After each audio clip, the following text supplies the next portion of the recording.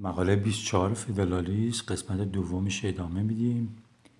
If under this impression he proceeded to pass in review the several state constitutions, how great would be his disappointment to find that two only of them contained an interdiction of standing armies in times of peace, that the other 11 had either observed a profound silence on the subject or had in express terms admitted the right of the legislature to authorize their existence.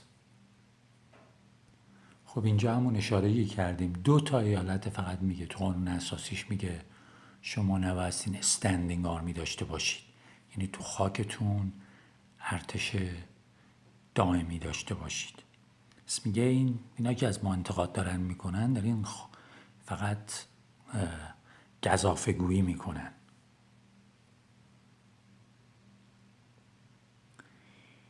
Still, however, he would be persuaded that there must be some plausible foundation for the cry raised on this head.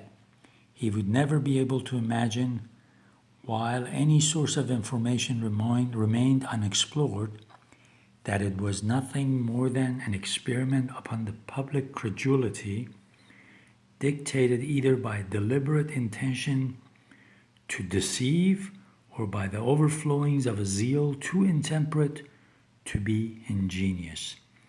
It would probably occur to him that he would be likely to find the precautions he was in search of in the primitive compact between the states. Here at length he would expect to meet with a solution of the enigma. No doubt he would observe to himself the existing confederation must contain the most explicit provisions against military establishment in time of peace, and a departure from this model in a favorite point has occasioned the discontent which appears to influence these political champions. اگه بشینید این قانون اساسی جدیدی که ما با شما در میون گذاشتیم نگاه بکنید، گزافه‌گویی اینا رو میبینید که ما هر طوری بوده کارا رو هر طوری امکان داشته برامون طوری کردیم که دولت ارتش دائمی تو خاکمون نباشه که آزادیمون رو به خطر بندازه. ما فقط یه حالتیه که بعدن میگه ما شرایط طوری کردیم که اگه یه وقتی بهمون حمله شد و اینا بتونیم علی رو بیخاصیت نباشیم و شبیه زمان دولت کنفدراسیون تو سریخور نباشیم که بریم گدایی بکنیم از ایالت‌ها که آقا برای ما سرباز بفرست، پول بفرست. میگه ما داریم تو این قانون اساسی این کارو میکنیم که نه برای اینکه ارتش دائمی داشته باشیم تو خاکمون، فقط برای اینه که اگه ضروری شد بتونیم یه ارتشی رو درست سریع به پا بکنیم و گدایی از ایالت‌ها نکنیم، چون تا ایالت‌ها با خودشون بجنبن خاک ما رو تاراج کردن و بردن.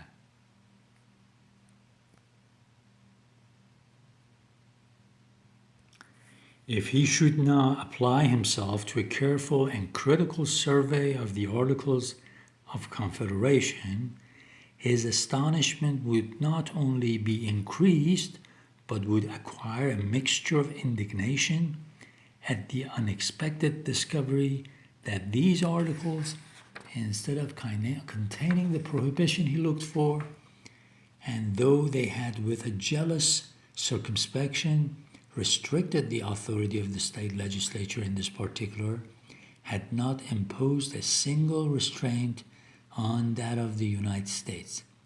If he happened to be a man of quick sensibility and ardent temper, he could now no longer refrain from pronouncing these clamors to be the dishonest artifice of a sinister and unprincipled opposition to a plan which ought at least to receive a fair and candid examination from all sincere lovers of their country. How else, he would say, could the authors of them have been tempted to vent such loud censures upon that plan, about a point in which it seems to have conformed itself to the general sense of America as declared in its different forms of government, and in which it has even superadded a new and powerful guard unknown to any of them. If, on the contrary, he happened to be a man of calm and dispassionate feelings, he would indulge a sigh for the frailty of human nature, and would lament that in a matter so interesting to the happiness of millions, the true merits of the question should be perplexed and obscured by expedients so unfriendly to an impartial and right determination. Even such a man could hardly forbear remarking that a conduct of this kind has too much the appearance of an intention to mislead the people by alarming their passions rather than to convince them by arguments addressed to their understanding. میگه اگر بشینیم همین قانون اساسی اولمون، همین کنفدراسیون رو بخونیم، میبینیم که دروغ یا گزافه‌گویی اینا که از ما دارن الان انتقاد میکنن رو میبینیم و خوب دقت بکنید میبینید که کاری که ما تو این قانون اساسی جدید کردیم خیلی بهتر از کاریه که تو اون کنفدراسیون قانون اساسی اول کردن. به خاطر این سریع متوجه میشید که این منتقدین ما که تو این مقاله می نویسن، تو این روزنامه‌های مختلف و از این قانون اساسی انتقاد می کنند، گزافه‌گو و بدخواهن، نمیخوان این کشور عظیم، این 13 تا ایالت با همدیگه متحد بشن و آینده خوبی داشته باشن. But however little this objection may be countenanced even by precedents amongst ourselves, it may be satisfactory to take a nearer view of its intrinsic merits. From a close examination, it will appear that restraints upon the discretion of the legislature in respect to military establishments would be improper to be imposed, and if imposed, from the necessities of society would be unlikely to be observed. Though white ocean separates the United States from Europe, yet there are various considerations that warn us against an excessive confidence or security. On one side of us and stretching far into our rear are growing settlements subject to the dominion of Britain. On the other side, and extending to meet the British settlements, are colonies and establishments subject to the dominion of Spain. بذارید باقی این ویدیو رو، این نقشه رو نگاه کردیم. اون جایی که قرمزه گفتم جایی که بیشتر این مستعمره نشینا بودن. اینجا تو این مقاله داره میگه با اینکه ما کلی فاصله داریم، یه اقیانوس بینمون هست تا اروپا، ولی نبایستیم بذاریم این گولمون بزنه. به چه دلیل؟ به دلیل اینکه میگه بیایید دور و برمون رو نگاه بکنید، ما از هر طرف محاصره شدیم. درسته الان تو جنگ نیستیم، ولی میگه این پایین رو نگاه بکنید، پایین اسپانیا و فرانسه، چون اسپانیا و فرانسه پادشاهاشون و اینا برای یه مدتی با همدیگه از یه خانواده اومده بودن، رو حساب خیلی به همدیگه نزدیک بودن. از طرف دیگه کاتولیک هم بودن، بر علیه کشورهای پروتستان اینا هم دسته و هم گروه بودن. حساب میگه اسپانیا و فرانسه از یه طرف، چون فرانسه اینجا هنوز بود دیگه، یه مقداری فرانسوی ها بودن، خود فرانسه نبود ولی فرانسوی ها بودن که تو کبک بودن. بعد میگه انگلیس هم که اینجاست میگه دورمون